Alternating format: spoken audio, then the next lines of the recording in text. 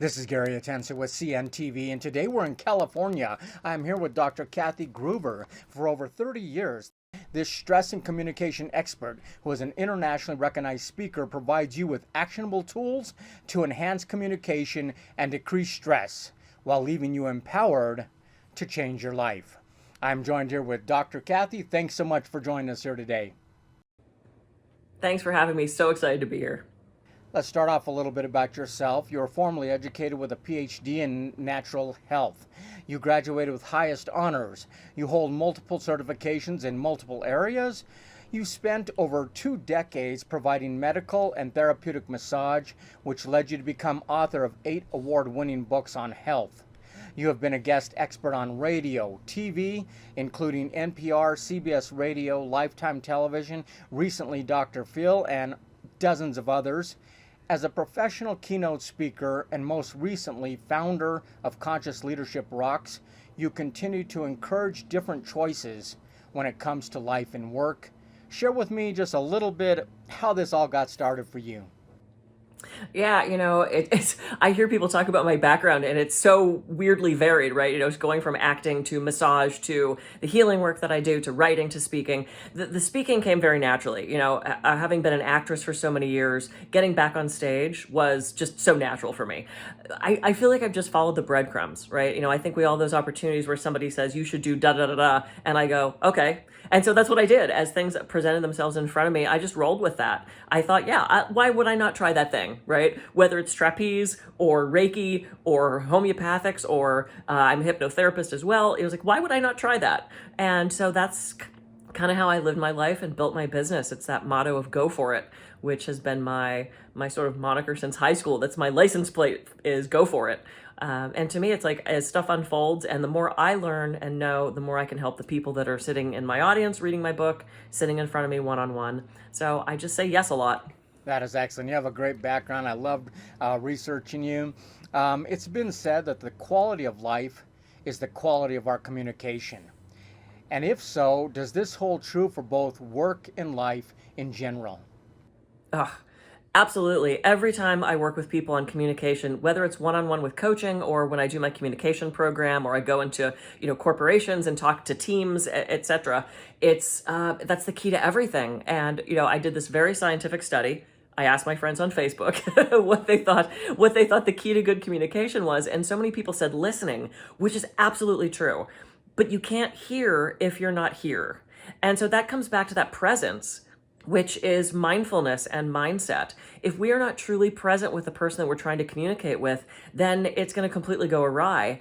And we need to know what we're trying to communicate. What do we want? And this is a big thing I see with a lot of my clients is they don't actually know what they want. And, you don't get into a ride share and say, take me somewhere. You have to know your destination. And so I think that's also a big barrier to communication is the person not actually knowing why they're communicating what they're communicating and what they expect in return. I mean, the absence of quality communication, it can lead to chaos, stress, overwhelm. Why is what you provide today maybe more needed than ever before in the workplace?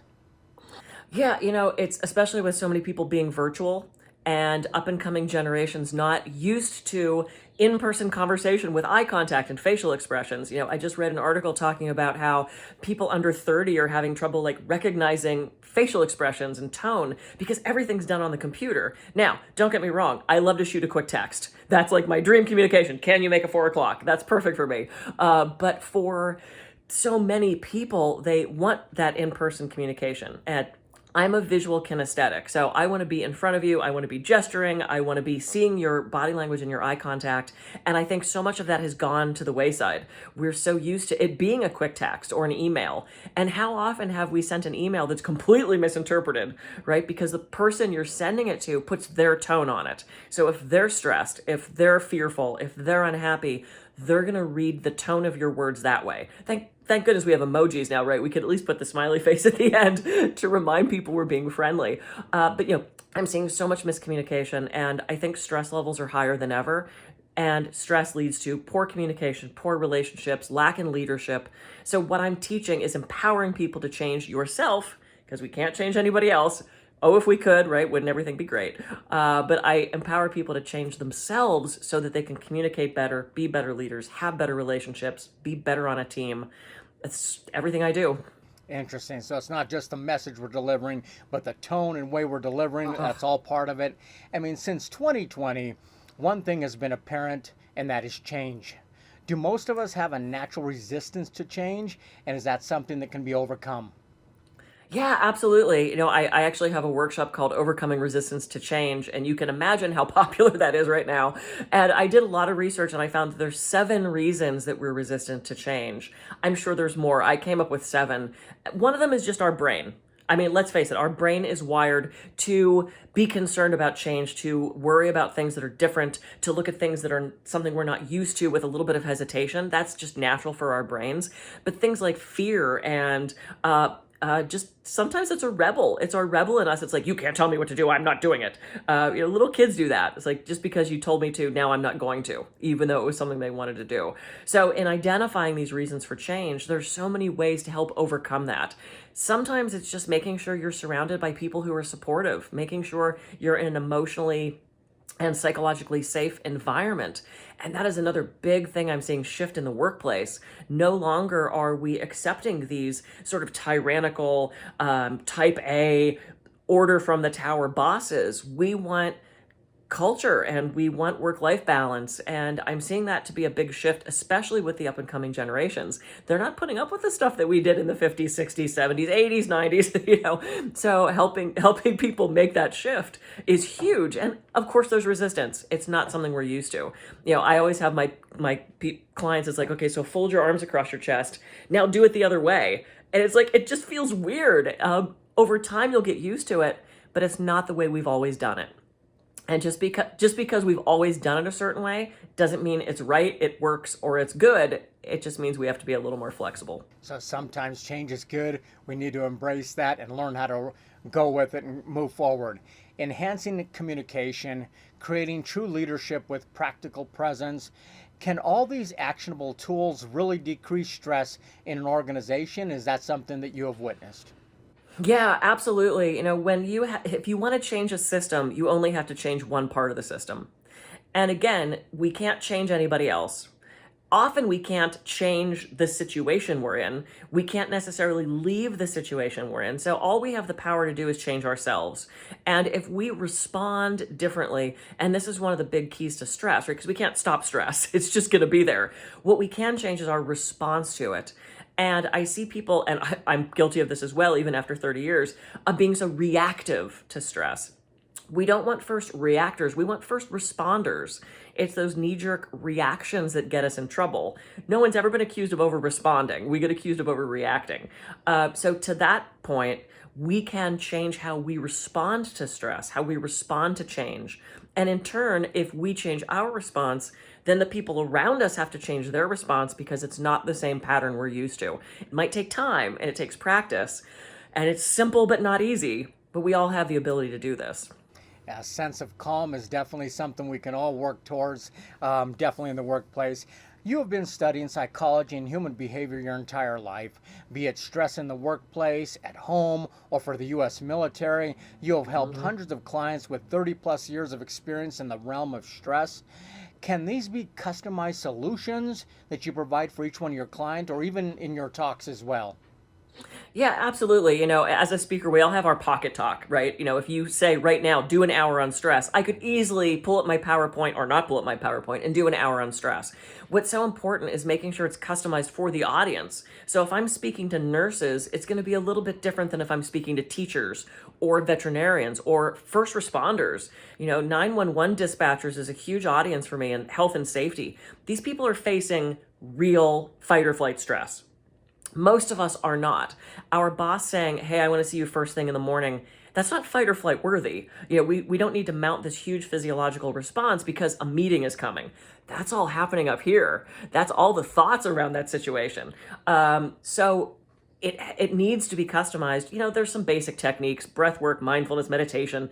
Everybody meditates differently. I'm very type A. And for the longest time, I couldn't sit on the pillow and blank out my brain. Now I can, but I had to go about it a different way. I had to kind of take a side door to get to that place. And that's what I teach people, whether it's one-on-one or in a group. Like, who am I talking to? What do they need? How can I customize this for them? I've been working on that meditation. I don't have it down at all, but I'm getting there. Although you have been a speaker and trainer internationally on multiple continents, on cruise ships, on various islands, storytelling to large audiences, do you still enjoy the personal coaching to individuals? And is that something you still try to provide? Yeah, that's sort of the newest thing I offer. I think I've been coaching my entire life. Like, I remember parents of my dance class friends in between classes asking me questions and me thinking, I'm 10. I don't think I can help you with your marriage, but I mean, I'll give it a shot. People always came to me for that. And of course, as a massage therapist, we're everybody's confidant. I know everybody's stuff because they talk to us, sort of like hairdressers and bartenders. And I also do hypnotherapy. And for people who have not been through a hypnosis session, it's typically structured where you have a conversation for about 30 minutes. This is how I do it. And then you go into hypnosis. And I started to realize I liked that 30-minute conversation almost more than I did putting them in state. And so I thought, I've been doing this my whole life. Let's do it. And that was one of the things I started right before COVID, was finishing up my coaching training. And thank goodness I did, right? Because not a lot of massage happening during COVID. So with the coaching, I was able to be one-on-one with Zoom. We're in two completely different places, but yet we're together, which is incredible to me. And so having the ability to coach one-on-one is like my second favorite thing to do. Getting in front of people and speaking is my ultimate favorite, but coaching is a very close second. And I love being able to influence people in that way, one-on-one, help them. It just comes so naturally to me, and it's a joy every time I get to do it. So you've really done it forever. You're now just adding it professionally, deciding this is something people would definitely enjoy. I mean, I've interviewed many professional coaches throughout the years, and yet I've never heard of ego state optimization. I mean, can you educate my viewers a little bit, explain what this is and how it can maybe assist us? Yeah, this is definitely one of my favorite. I know I have a lot of favorite things. This is one of my favorite things in the coaching realm. So it's known as ego states. It's known as parts work. It's known as resource state therapy. It's basically looking at those different aspects of ourselves and the language we use, right? So a part of it, we'll say things like, God, a part of me really wants to finish that pint of ice cream, but another part of me knows I'm going to that wedding. Or, oh, a part of me really wants to ask her out, and another part of me is really scared. This is the language we use. We are multiplicity beings inside of ourselves, that work-life balance, that I really want to sleep, but I need to do my homework kind of thing. And so what I do is I help people identify those parts, figure out what they need, where they come from, what job they think they're doing for us, because they're all there to help us. And then how do we find balance in that? So I see people with, maybe an angry ego state that comes out. And anger is not always bad, because if we didn't have anger, we wouldn't be fueled to change. We wouldn't be writing our congressman. We wouldn't send the soup back. We'd be doormats if we didn't stand up for ourselves in a certain way. Maybe you have a helper ego state that gets too big and you do everything for everybody else, and you find yourself working the 16th bake sale and you're like, I can't do this anymore. What does that state that said yes to that need?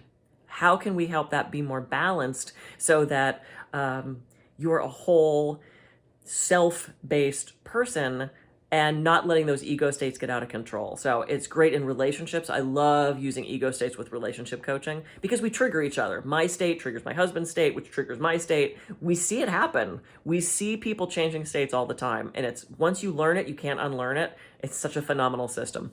Definitely. We have many faces and many facets you need to go through and decide which one can serve you best. I mean, I'd say there are times in people's lives when they're stuck, they're stressed, they're not sure what step to take next. Is the first step in working with you a consultation, and what kind of takes place during that? Yeah, we do a 15-minute discovery call just to figure out if there's a good connection there, right? I want to have rapport with my clients.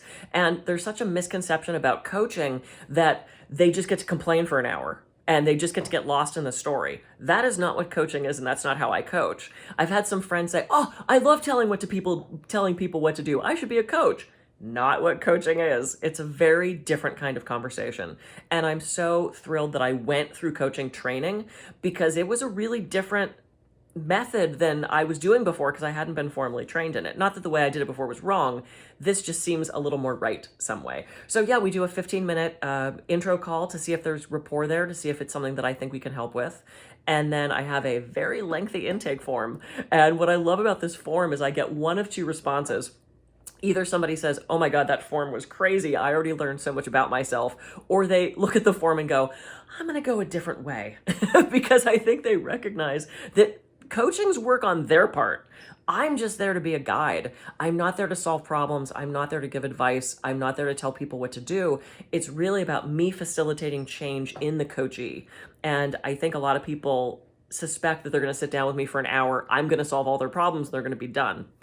Boy, if it worked that way, that'd be great, but not the way it goes. So yeah, I love having those intro calls and seeing if there's that connection there. You have taught and entertained audiences around the world with a passion for acting. You improve communication with improv. The list of jobs you have personally held reads like an adventure. Be it on stage or even a trapeze rope, you have learned to soar. Is it rewarding teaching others to do the same, to go from worrier to warrior? Yeah, it really is. That's what gets me up every day, right? It's those kind of things that knowing I get to help people. And I've taken so many friends on the trapeze and they've overcome fears that they have overcome fears that they just didn't even realize could be overcome. And that's the joy I get in life as I wake up and I get to help people. Excellent. Viewers, let's take a look at the bottom of the screen right there. What you're going to see is her website. On the website, you can see all the services she provides. I mean, check out the impressive list of clients that have trusted her. If you want more of this great training, I mean, even right now at home, you can go check out her podcast, check out her YouTube channel. She's got quite a bit of media right there available for you. You can learn right at home. For over 4 decades, she has improved the bottom line, enhanced communication, empowered leadership, and decreased stress. Once again, that is Dr. Kathy Gruver, leaving you empowered to change your life. This is Gary Atencio with CNTV. And if you don't know, now you know.